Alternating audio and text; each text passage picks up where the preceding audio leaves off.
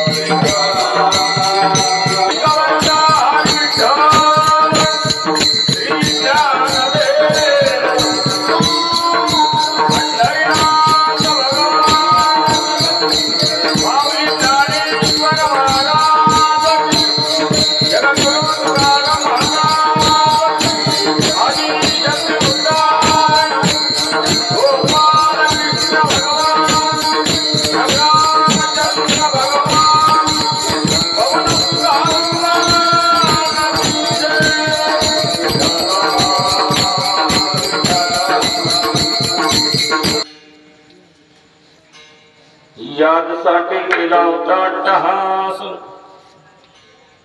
यादसाठी केला होता अट्टहास, शेवटचा दिवस गोड भावा, आता निश्चिंतीने पावलो विसावा, खुंटलिया धावा तृष्णेची कवतुक वाटे झालिया वेचाचे, नाव मंगळाची तेरी गुणी, आता निश्चिंतीने पावलो विसावा, खुंटलिया धावा तृष्णेची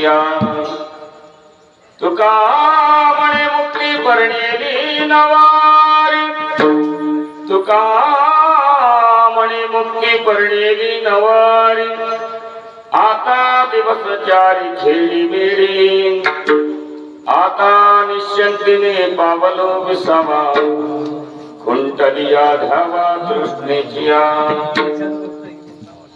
समचरण सरोजम सांद्रविना गुदावम, जगनहित पाणी मंडन मंडनानां, तरुण तुलसीमाला कंजरं कंजनेत्रं, सदैव धवलहासं विठ्ठलं चिन्तयामि, महायोगपीठे तटे भीमरथं, वरं कुण्डलिकाय धातुं मुनीन्द्रहि, समागत्य तिष्ठं तमानन्दकन्दं, परं मुनिं भजे पाण्डुरङ्गं।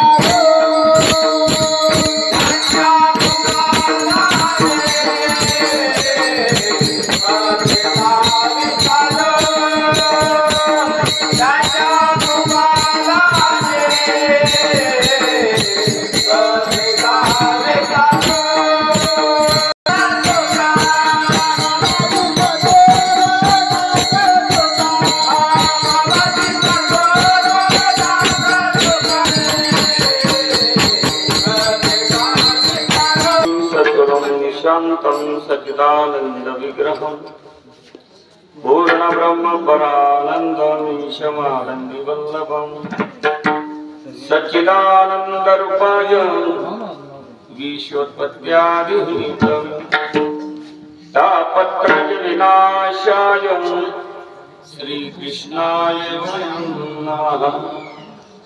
कृष्णाय वासुदेवाय हरे परमात्मनि, प्रणतक्लेशनाशाय गोविन्दाय नमो नमः। तुल्यवेगं जितेन्द्रियं बुद्धिमतां वरिष्ठं, वातात्मजं वानरयूथमुख्यं, श्रीरामदूतं शरणं प्रपद्ये। यादाट्टहास शेवटचा दिवस गोड भावा, आता निश्चिंतीने पावलो विसावा, खुंटलिया धावा तृष्णेची प्राप्त प्रसंगी भगवत सेवार्थ नाम संकीर्तनासाठी निवडलेला महान भागवत भक्त, वैराग्याची शिरोमणी, ज्ञानेश प्रिय असणारे देहू निवासी श्री संत जगद्गुरु तुकोबाराय यांचा 4 चरणाचा अभंग, त्याचप्रमाणे या अभंगाच्या मार्फत जगद्गुरु तुकोबारांनी प्रतिपाद्य विषय मांडलेला आहे की आपल्या जीवनामध्ये शेवटचा जो दिवस आहे तो शेवटचा दिवस आपल्या जीवनातला गोड असावा, पण गोड कोणत्या प्रकारे असावा त्याचा विषय या अभंगाच्या माध्यमातून वर्णन केलेला आहे. विठ्ठल विठ्ठल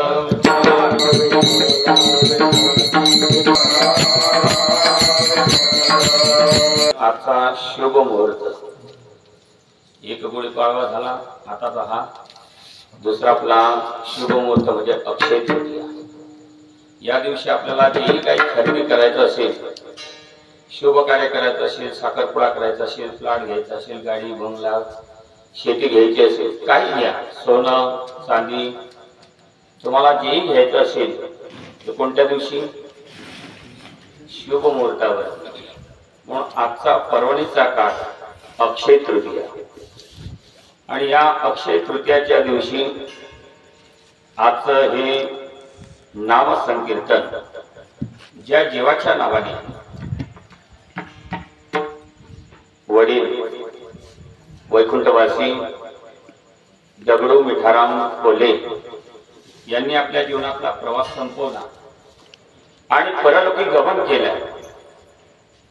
त्यांच्या पश्चात त्यांना 2 चिरंजीव श्री हरिभक्तपरायण घनश्याम दगडू कोल्हे, त्याचप्रमाणे श्री हरिभक्तपरायण गोकुळ दगडू कोल्हे या दोघं चिरंजीवांनी आपल्या वडिलांचं उत्तर कार्य हे पूर्ण केलेलं आहे. जवळजवळ आजचा दिवस म्हणजे त्यांचा उत्तर कार्याचा दिवस होता. आज त्यांना जवळजवळ 13 दिवस बरोबर झाले. जे काय त्यांना अन्नदान करायचं होतं ते अन्नदान त्यांनी 11व्या दिवशीच केलं, पण आपलं नाम संकीर्तन आहे ते 13व्या दिवशी का, त्याला काही थोडंसं कारण होतं.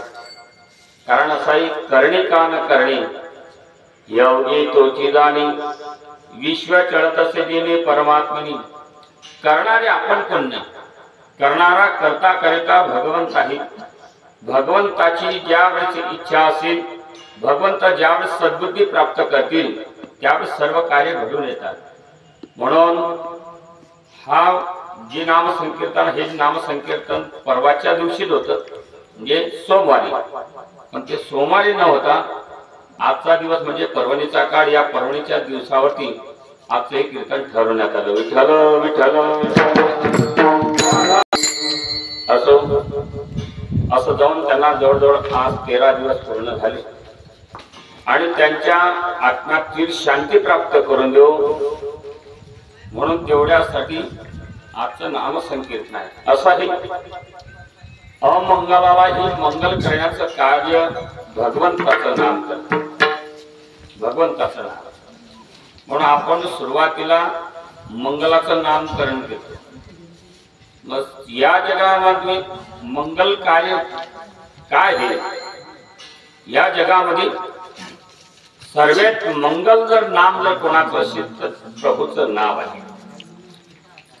आपल्या गीतेमध्ये सुद्धा वर्णन केलं आहे. पवित्राणाम पवित्रम यो मंगलानाम च मंगलम, दैवतम देवतानाम च भूतानाम यो वै पिताः, सकळ मंगळ निधी श्री विठ्ठलाचे नावादी, म्हणकारी म्हणकारी जनाम श्री विठ्ठलाचे नाम वाची, पतित पावन साचे श्री विठ्ठलाचे नाम वाची, बाप रखमादेवरु साचे श्री विठ्ठलाचे नाम वाची.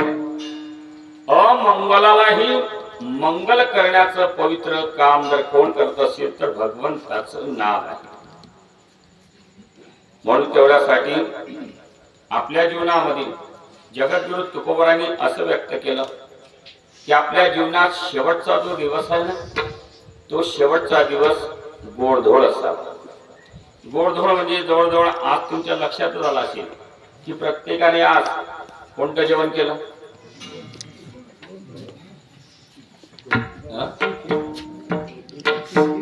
तुम्ही जरी आज जरी नाही बासुंदी खाल्ली असेल तर तो भाग वेगळा. पण 99% तरी म्हणायला हरकत नाही, 99 ते 90% तरी म्हणायला हरकत नाही प्रत्येकाच्या घरी आंब्याचा रस नसेल. 100% सांगू शकत, पण किती 90% तरी प्रत्येकाच्या घरी काय असेल आज आंब्याचा रस, म्हणजे गोडधोड जेवण आहे. मग हा गोडधोड जेवण करण्याचा हा शेवटचा दिवस असावा का? अशातला भाग आहे. मग कोणता शेवटचा दिवस आपल्या जीवनामध्ये? तर आपल्या जीवनामध्ये आपण जन्मल्यापासून तर मरेपर्यंत नको नको ते अट्टहास करतो. अट्टहास कशी करतो? तर पहिल्यांदा आपल्याला मानव देह मिळणं हा खूप मोठा अट्टहास आहे. मानव देह हा लवकरात लवकर प्राप्त होत नाही. याला किती फेरे फिरावे लागतात? माऊलींना विचारा. माऊली सांगतात याला किती फेरे फिरावे लागतात. हरे पूर्वजन्मी पाप केले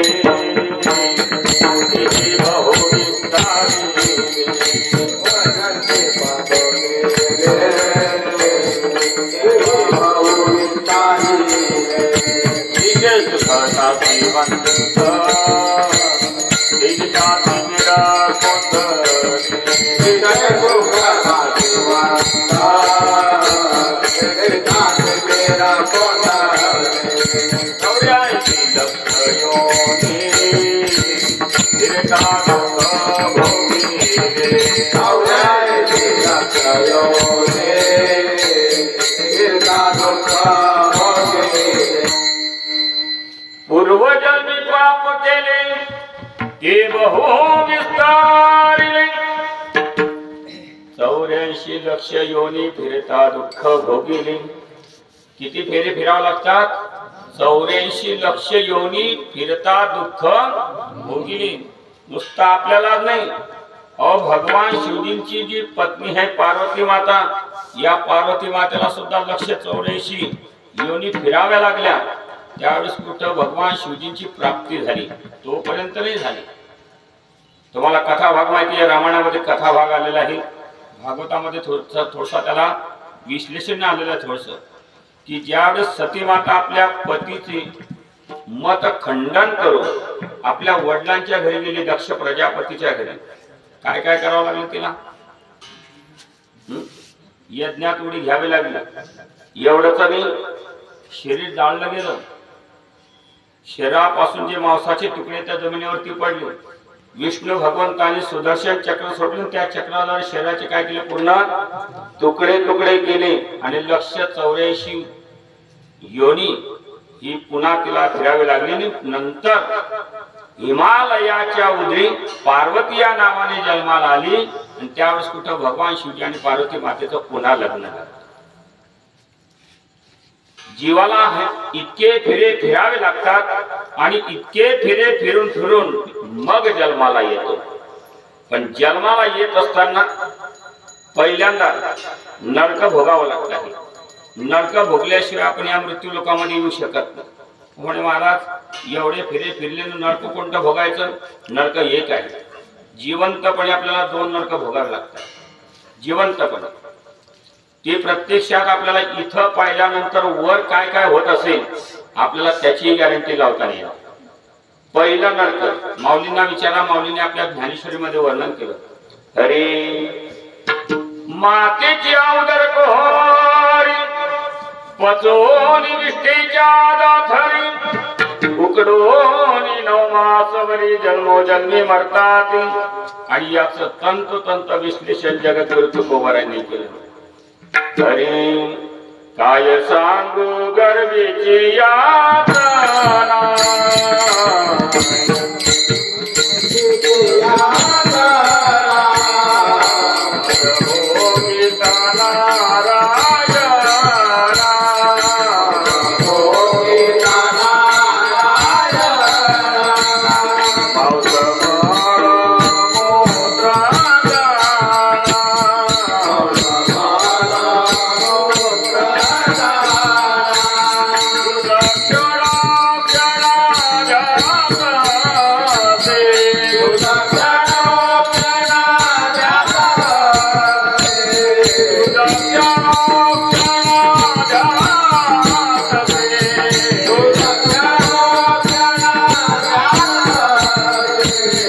माझी सोयी कणे नाती कोणी माझी सोयी कणे नाती कोणी माझी सोयी कणे नाती कोणी